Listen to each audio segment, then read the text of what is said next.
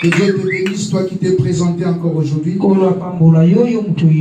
C'est notre dernier jour de marathon. Je sais que Dieu va te faire du bien. Notre sœur va prier pour nous. 1 Roi, chapitre 17. 1 Roi, chapitre 17. Nous sommes debout pour honorer la parole de Dieu. Est-ce que tu peux t'élever? 1 Roi chapitre 17, le verset 10 au verset 16.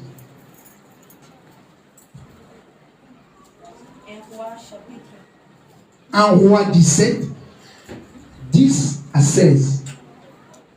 Nous lisons au nom de Jésus-Christ. Nous rendons grâce à Dieu. Il s'éleva et alla à Sarepta. Comme il avait à l'entrée de la ville,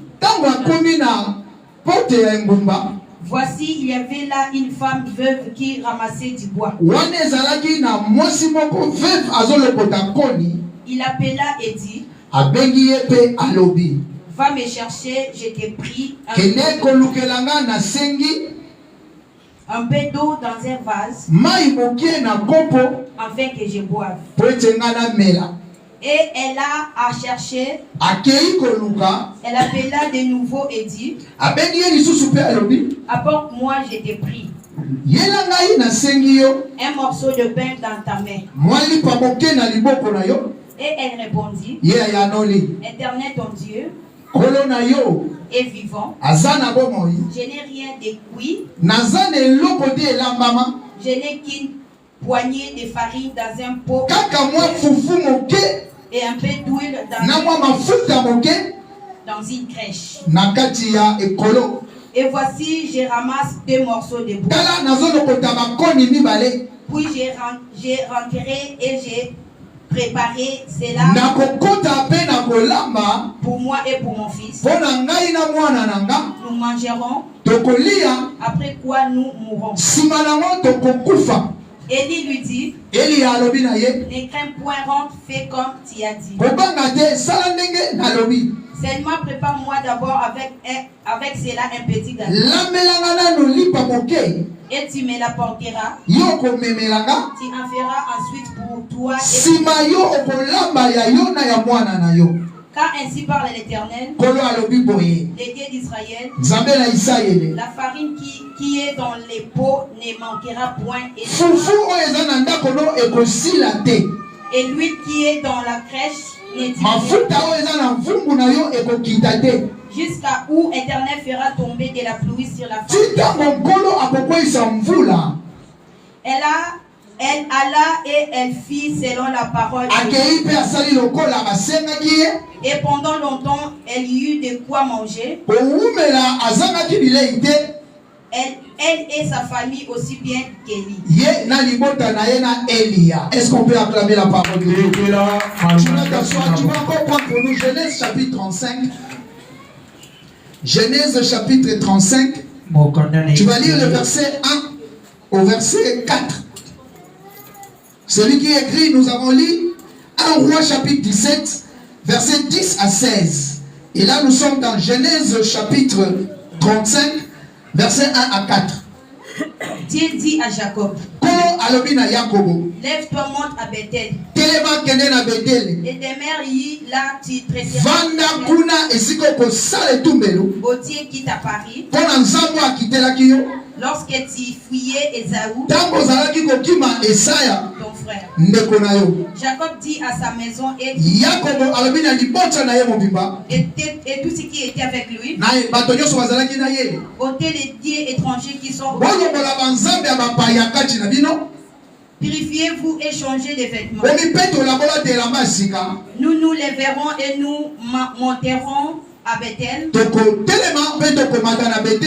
Là, je dresserai un autel au Dieu qui m'a exaucé dans et qui a été avec moi pendant le voyage et que je fais. Est-ce qu'on peut encore acclamer la parole de Dieu? Acclame la parole de Dieu. La parole de Dieu, c'est Dieu lui-même. Ce qui nous a rassemblés ici, c'est la parole de Dieu. Oui, je sais que tu aimes prier. Mais pour savoir prier, il faut connaître la parole de Dieu. La Bible dit, vous demandez, vous ne recevez pas parce que vous demandez mal. Donc cela veut dire qu'il y a des prières qui sont mal composé. Lorsqu'il est mal composé, cela veut dire que tu n'as pas la connaissance de la parole. On ne peut pas demander à Dieu ce qu'on peut faire. On ne peut pas demander à Dieu de faire la chose à ta place. Alléluia. Amen. Je ne mourrai pas. C'est notre thème pendant ces 8 jours. Parce qu'aujourd'hui nous sommes le 8e jour. Bien-aimé, qu'est-ce que l'Église a voulu apporter sur toi? L'Église a voulu juste te démontrer que pendant ton séjour sous ces cieux, tu ne peux pas laisser que tu sois terrifié par la mort. Nous sommes en train de parler de la première mort. Nous avons expliqué ici longuement. La première mort, c'est la séparation entre le corps et l'esprit de l'homme.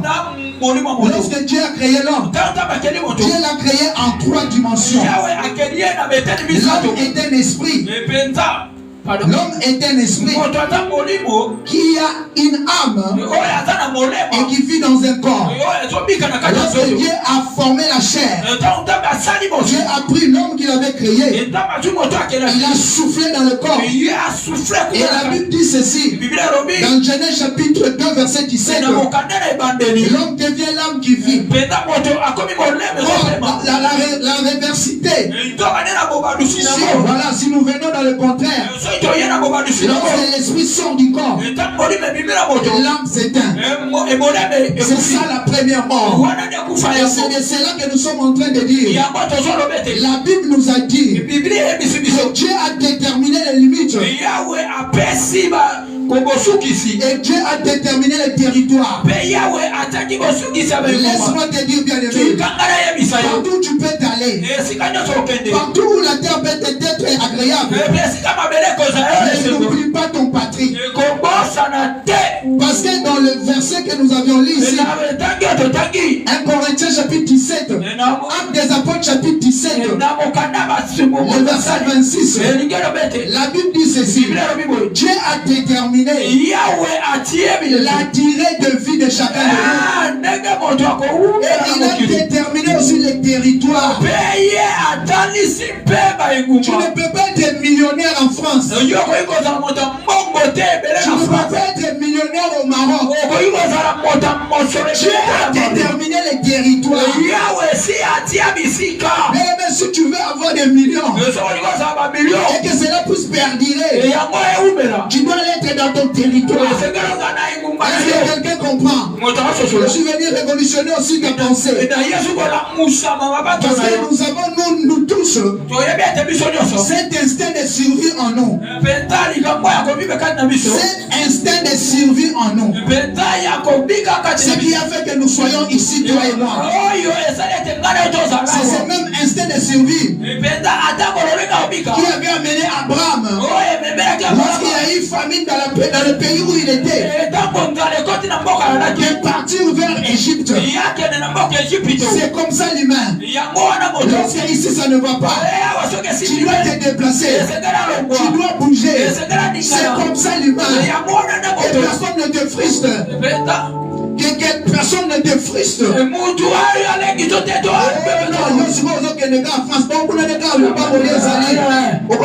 C'est l'instinct de survie. Alléluia. Alléluia. C'est comme ça même avec les animaux. Tu vas voir, il y aura un hiver ici dans peu de temps. Toutes les mouches que tu vois ici, ils vont descendre au Sénégal. Ils vont descendre en Mauritanie. Ils vont fuir le froid. Donc si la mort vient à côté de toi, Dieu a mis en nous l'instinct de survie. On doit se déplacer. On doit migrer. C'est ça même la migration. Est-ce que tu peux acclamer pour toi-même? Est-ce que tu peux acclamer pour toi-même? Parce que tu es en train de vivre l'instinct de survie.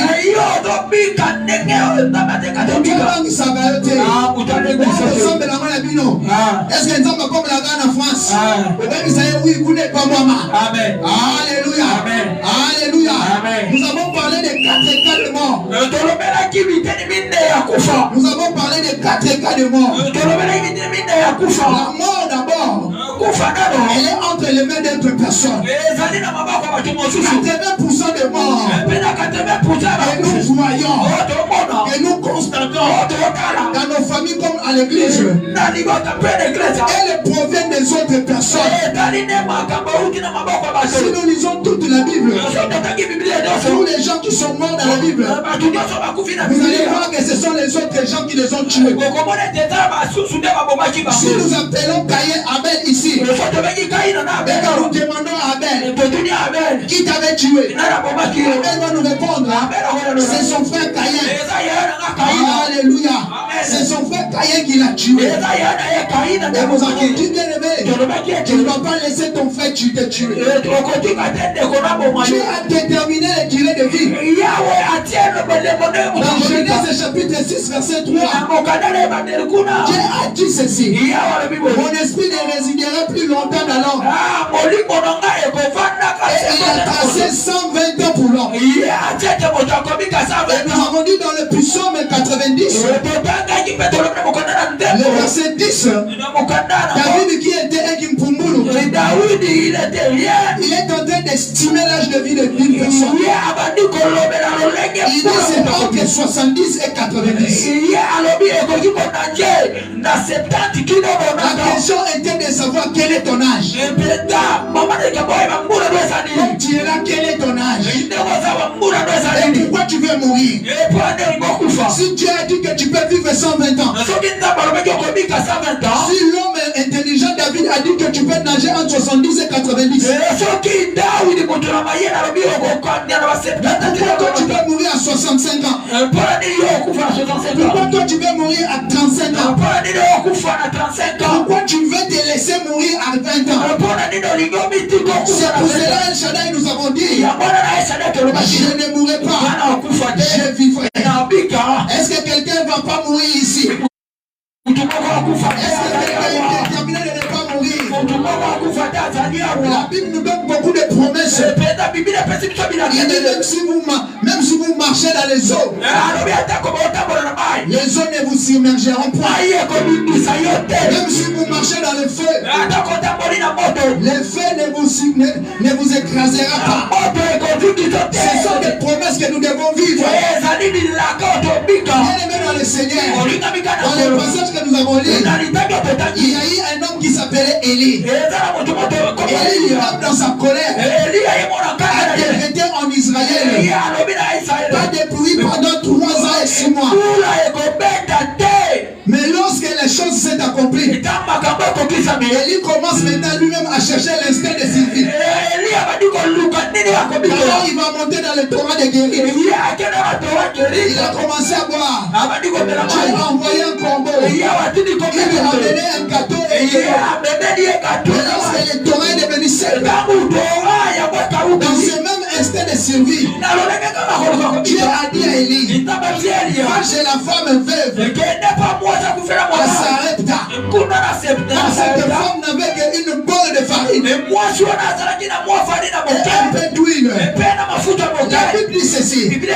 Lorsqu'il a rencontré Élie, il a répondu à Élie, ta servante n'a qu'une portion de farine et un peu d'huile. Et il a reconnu lui-même que la mort rôdait autour de sa maison. Lorsque je vais entrer et que je vais préparer un gâteau, nous allons manger avec mon enfant et après nous allons mourir. La mort était là dans les portes. Il y a des morts suite à des calamités. Il y a des morts suite aux catastrophes naturelles. Je ne pense pas que si une pluie forte s'abattait ici et qu'ici commençait à s'immerger et qu'ici commençait à s'engloutir, tu vas rester ici pour mourir. Nous allons tous chercher la porte pour nous enfuir. Cela veut dire que l'homme, dans son instinct de survie, n'aime pas la mort. Mais que tu l'aimes ou que tu l'aimes pas, la mort doit intervenir. Si Christ ne revient pas, la mort va intervenir. Mais nous sommes en train de parler de la mort précoce. Nous sommes en train de parler de la mort précoce. Tu sors comme ça le matin dans ta maison. Tu vas emprunter un automobile. Et 3 kilomètres après, ça va connaître un accident. Et tu vas mourir. Tu vas dire non, je ne mourrai pas. Alléluia. C'est cette mort-là que nous sommes en train de devenir. On t'amène à l'hôpital. Un médecin apprenti vient. Il prend une seringue. Il va te piquer. Après, il connaît comme il t'aime. Nous allons voir non. Alléluia. Alléluia. Tu vas aller visiter quelqu'un et tu arrives là-bas. On a déjà arrangé les poisons pour lui. Et toi tu viens, tu bois. Toi tu meurs à sa place. C'est de ces morts-là que nous sommes en train de dire. Je ne mourrai pas. Je vivrai. Et je raconterai les œuvres de l'Éternel. Mais tu dois dire je ne mourrai pas. Quel que soit celui qui est en train de comploter contre toi, quel que soit ton parent qui t'a donné naissance, tu ne peux pas laisser qu'il puisse te tuer. Alléluia. C'est cela notre thème. Et cette femme a dit à Élie, ta servante n'a qu'une portion de farine, un peu d'huile. Et s'il fait un gâteau, il va manger avec son fils. Après quoi, il va mourir. L'homme de Dieu va lui dire, va, entre dans la maison. Fais cela d'abord pour moi. Fais cela d'abord pour moi. Donc je sais que toi tu vas mourir. Moi aussi je vais mourir. Mais commence d'abord par moi. Donne-moi que je mange d'abord. Et nous allons voir la suite. La Bible dit ceci. Lorsque la femme a obéi, elle est entrée dans la maison. Elle a fabriqué le gâteau. Il a donné à l'homme de Dieu. L'homme de Dieu a mangé. Après cela, la femme est rentrée dans sa maison. La Bible dit, si cette femme n'était pas morte, mais jusqu'à aujourd'hui, il y a toujours de la farine dans sa maison. Il y a toujours de l'huile dans sa maison. Pourquoi? Parce qu'il a obéi à la parole de Dieu. Il a donné ce qui lui restait à l'homme de Dieu. Et lui également, il a reçu au centuple. Est-ce que quelqu'un comprend ces choses? Nous sommes à la fin de notre séminaire. Nous sommes à la fin de notre marathon. Et je vais te dire, bien-aimé, si tu veux avec notre Seigneur, tu viens contempler les merveilles de l'intérieur. Tu peux vivre longtemps sous ces cieux. Tu dois obéir à la parole de Dieu. Tu dois obéir à ce que Dieu te dit. Et la Bible nous dit aussi, dans Genèse chapitre 35, et nous avons lu ici, si nous revenons au chapitre 34, c'était l'histoire de Dina. Les frères de Dina, il y avait Siméon et son frère Lévi. Ils ont comploté contre Shichem. Shichem, il y avait un prince qui avait abusé des dinars. Oh, les Shichem étaient frères aux Égyptiens. Ils avaient une grande armée en Égypte. Lorsqu'ils sont venus se réconcilier, par ruse, les frères des dinars ont demandé à Jacob de leur demander en dot qu'il se fasse la circoncision. Or, en ce temps-là, il n'y avait pas des antibiotiques. Lorsqu'ils vont te circoncire, il y aura la fièvre qui va te frapper. Lorsque les gens étaient en fièvre, les frères des dinars sont entrés pour les tuer. Ils ont massacré tous les hommes à Shichem. Je sais que la nouvelle était partie en Égypte. Je sais que tous les royaumes environnants avaient écouté cela. Mais la Bible dit ceci. Le bon matin, Dieu dit à Jacob, tu vas prendre toute ta famille. Tu vas monter à Bethel. Qu'est-ce que tu vas faire à Bethel? Tu vas me faire un sacrifice. Tu vas prendre tous les dieux étrangers, tous les hommes qui se trouvent dans ta maison, et tu vas produire pour moi un sacrifice. Je suis venu dire à quelqu'un, quels que soient les plans, quels que soient les complots, qui peut tramer autour de toi, mais si tu écoutes la voix de l'Éternel, la mort ne va pas t'atteindre. La mort ne va pas frapper ta maison. Il a dit le Bible ceci: vous me servirez, je vous bénirai, j'éloignerai la maladie du milieu de vous. Et c'est la maladie qui amène la mort. En ce temps-là, lorsqu'on écrivait la Bible, ne pense pas qu'il y avait des crashs d'avions. Les avions n'existaient pas. Les grands bateaux, il n'y en avait pas. 80% de la mort, ça venait par la maladie. C'est pour cela que Dieu a dit ceci: j'éloignerai la maladie du milieu de vous. Or, les Shichem étaient parentés aux Égyptiens. Et ça s'appelle les Lélo. Américains. Quand tu as un passage américain, il y a pas de choses à lire. Ils vont te traquer. Ils vont te tuer. Jusqu'à aujourd'hui, je pense qu'il y a 3 jours, ils sont allés tuer un partenaire d'Al-Qaïda. En 2009, je crois. Mais jusqu'à aujourd'hui, ils traquent tous ces gens-là pour les faire périr. Or, les Égyptiens étaient puissants à cette époque. Mais la Bible dit ceci: les enfants de Jacob ont tué les enfants de Shichem. Mais tu vas lire la Bible, à aucune place ces gens-là ont suivi Jacob. Ces gens-là ont vengé les enfants de Jacob. Pourquoi c'est là? Parce que Dieu dit à Jacob: monte à Bethel, là où je t'avais croisé, là où tu fouillais Esaïe. Tu vas me faire une holocauste.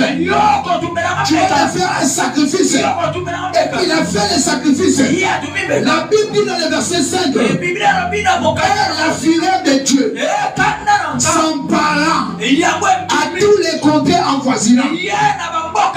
Les enfants de Jacob étaient fautifs. Ils avaient tué les gens. Mais à cause de l'offrande, à cause de l'holocauste, la fureur de Dieu a changé.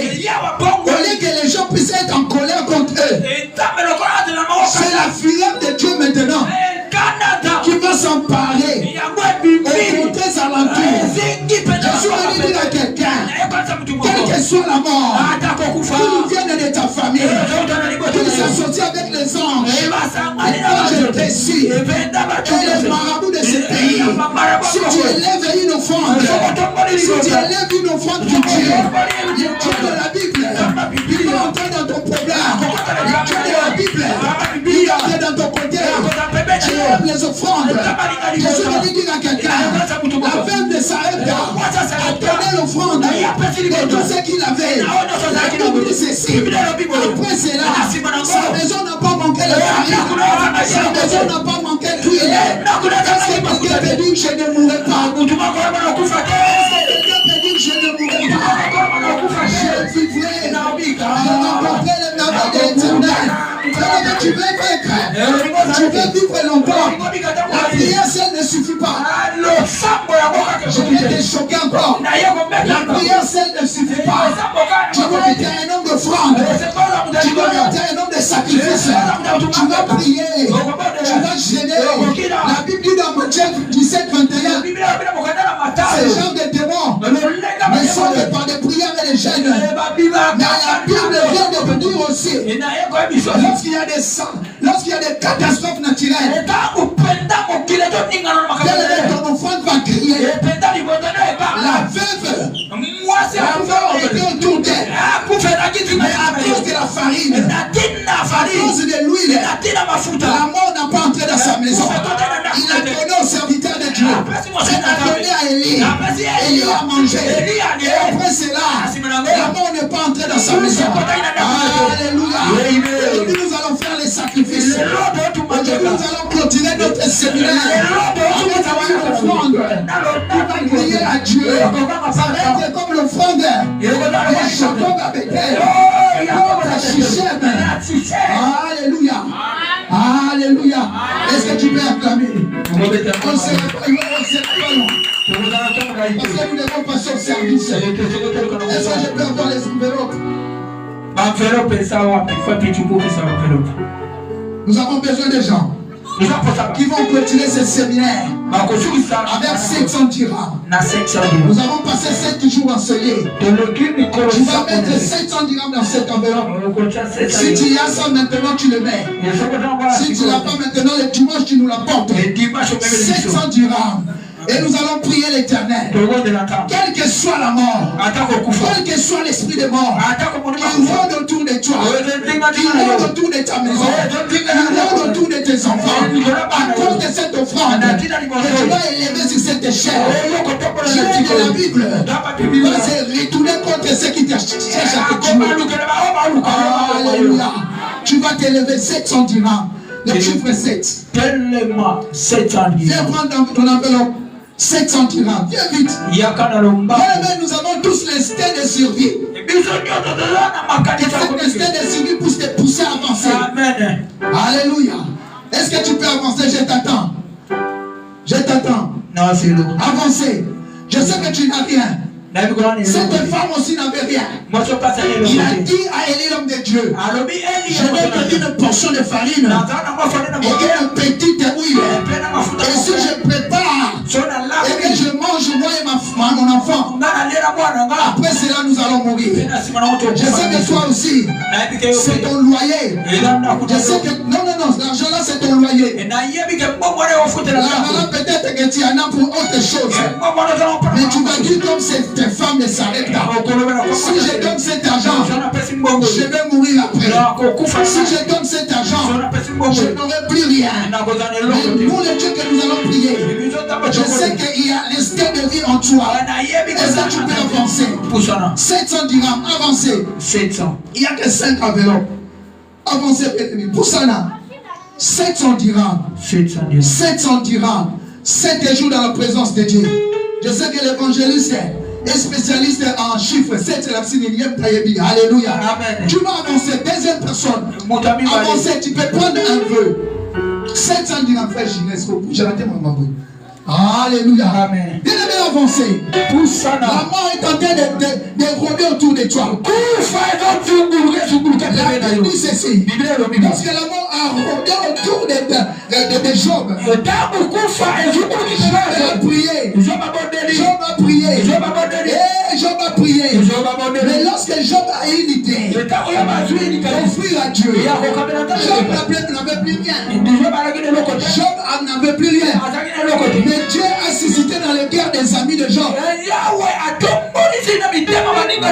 donné à Job des offrandes. Et Job a pris ces mêmes Jéhoshaphat. Il a offert à Dieu. Et la Bible dit, dans Job chapitre 42, l'Éternel a multiplié. L'Éternel a exaucé la prière des gens. Tu as pas dit que je ne mourrai pas, je vivrai. Je sais que tu ne vas pas mourir. Mais nous allons concrétiser cela. Nous allons sceller cela. Avancez. Il reste 4 enveloppes. Avancez, bien aimé. Moi, je ne te sens pas. Non, tu t'as dit que 500, au 200, au 100. Alléluia. Ce que Dieu a dit, c'est ça, 700 dirhams. Alléluia. Si c'est une personne, nous allons clôturer. Si tu es là, nous t'attendons encore pendant 2 minutes. Avancez. Cette femme a dit à Élie, ta servante est dans la maison. Donne une portion de farine et un peu d'huile. S'il lui prépare les gâteaux et qu'il mange avec son fils, après quoi ils mourront. Je sais que toi aussi tu te dis comme tu es là. 700 pour 2 ans, on est 200, 500 dans le lobby. Bon, on a fait ça. Si on a fait ça, on dit à la pierre. Mais moi, je suis venu te dire, si tu donnes cela, le Dieu pour qui tu vas mettre en épreuve, il va non seulement t'épargner de la mort, mais il va encore remplir tes équises. Il va remplir ton grenier. Est-ce que tu peux avancer? Est-ce que tu peux avancer? Bien aimé, avancer. Je t'attends 2 minutes. 2 minutes. Alléluia. Alléluia. Est-ce qu'on peut... Mais comment vous êtes devenu timide comme ça? Comme si non. Alléluia. Mais tu peux faire ça par foi, par la foi. Tu vas faire un verre. Je sais que tu n'as rien. Mais tu te dis comme ça. Jusqu'à dimanche, je vais attraper cette somme. Tu vas mettre ton Dieu en tes filles. Est-ce que tu peux avancer pour mettre ton Dieu en tes filles? Si tu ne l'as pas, tu vas dire que Dieu m'a trompé. Mais je sais que si tu mets Dieu en tes filles et que tu vas donner cela pour Dieu, le Dieu de la Bible va t'approvisionner. Alléluia. Je ne mourrai pas. Je vivrai. Nous avons parlé de 4 cas de mort. Aujourd'hui, nous avons ajouté un 5e cas. Les catastrophes naturelles, ça existe. Les catastrophes naturelles, ça existe. Tu arrives dans un terrain comme ça. Par exemple, ces jours-ci, en Afghanistan, je crois, il y a des pluies diluviennes qui sont en train de tuer des gens. Il y a déjà 2000 morts. Il n'y a pas longtemps à Kentucky, aux États-Unis, à côté de New York, il y a eu une pluie diluvienne qui a tué 54 personnes. Tu vas te dire non, je suis aux États-Unis, je suis en sécurité. Tu vas te dire je suis en France, je suis en sécurité. Mais il y a eu le feu de brousse qui a détruit beaucoup d'hectares. Et il y a eu des morts. On n'est pas en sécurité sous ces cieux. Si on n'est pas dans le Seigneur, on n'est pas en sécurité sous ces cieux. Les risques zéro n'existent pas. Les risques zéro n'existent pas. Alléluia. Qui te dit que tu na Congo va kufi comme na Est combien, na Afghanistan combien. Alléluia. C'est l'instinct de survie qui nous pousse à dire cela. Personne ne veut rester regarder sans force. Là où il y a que la mort puisse se frapper. Bien aimé, lorsque tu es quelque part et que tu vois la mort commence à frapper, tu dois te réveiller. Tu dois te réveiller. Tu dois prier comme David. Parce que David avait dit toute la nation l'environnait. Mais la Bible dit au nom de l'Éternel, je le taillerai en pièces. Et il a conclu en disant, je ne mourrai pas, je vivrai, je rencontrerai les âmes de l'Éternel. Est-ce qu'on peut acclamer la parole de Dieu? Est-ce qu'on peut acclamer la parole de Dieu? Seigneur, je bénis ton serviteur. Père de gloire. D'ailleurs, tu as dit, c'est lui, Père de gloire, qui arrose sera arrosé. Sans parole. D'ailleurs, tu as offrande le Père. Seigneur, Père de gloire, que le côté le Missa Yahweh, l'ange autour n'aille. La Bible me dit, Seigneur, Père, l'ange de l'Éternel campe autour de ceux qui les craignent et les préserve du danger. Yahweh danger quand on se corrupte. Ezala na famille, ezala Seigneur na baninga, ezala na etonga, ezala na mosala. Yahweh mona mochote. Non à cause de nous, mais à cause de cette offrande.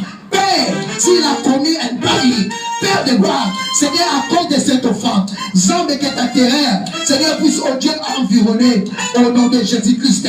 Tu ne mourras pas, tu vivras et tu rencontreras les œuvres de l'Éternel. Acclamons la parole de Dieu. Acclamons la parole de Dieu. Nous allons passer à notre service. Nous allons inviter l'homme de Dieu qui va venir faire le service des eaux. Est-ce qu'on peut acclamer? Amen, amen. Est-ce que tu peux acclamer au-dessus? Acclamer au-dessus. Aidez-moi d'acclamer, acclamer.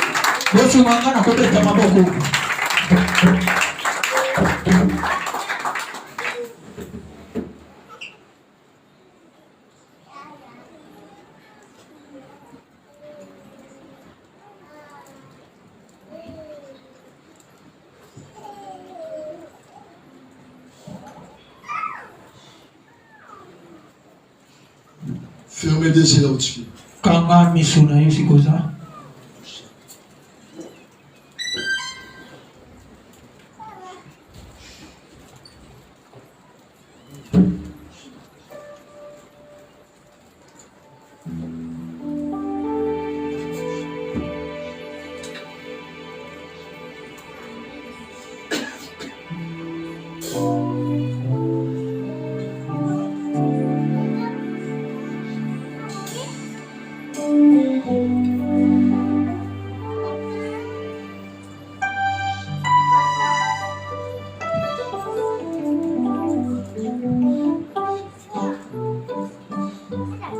Commence à prier là-dessus. Priez maintenant. Bénis Dieu pour ses parents. Bénis Dieu pour ses parents. Bénis-le pour ses parents. Bien-aimé, élevez-vous à Pambola Tambe, Namaluba, Oyo, Apesi Bisona, pourquoi le lot?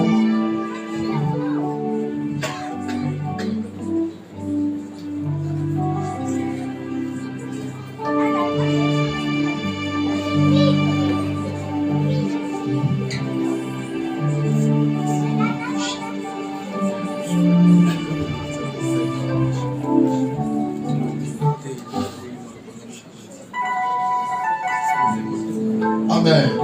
Est-ce qu'on peut acclamer là-dessus? On va prier pour toute la prière. Je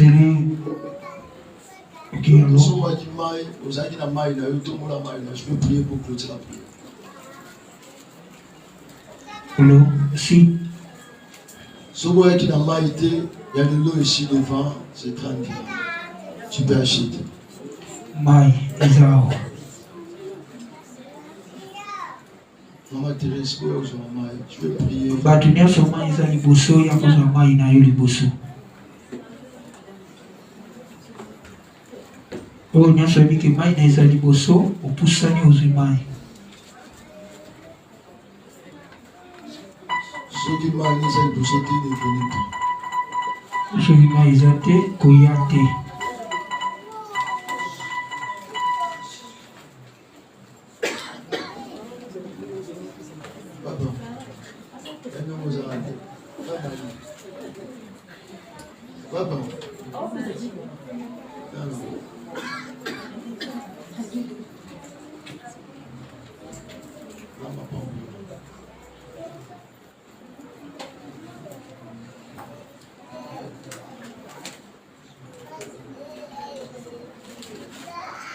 Lave-toi là-dessus maintenant. On va prier.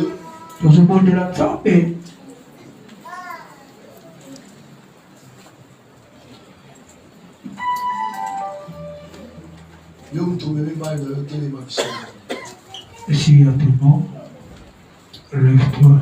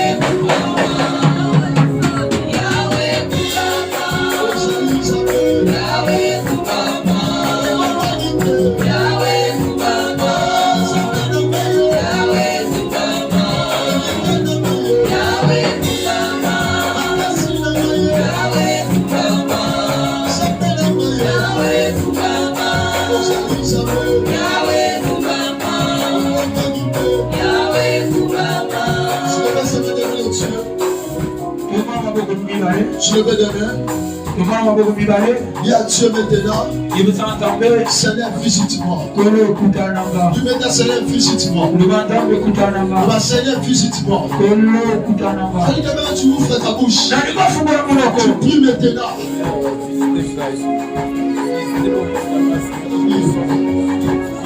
La vie Seigneur, visite-moi. Seigneur, visite-moi.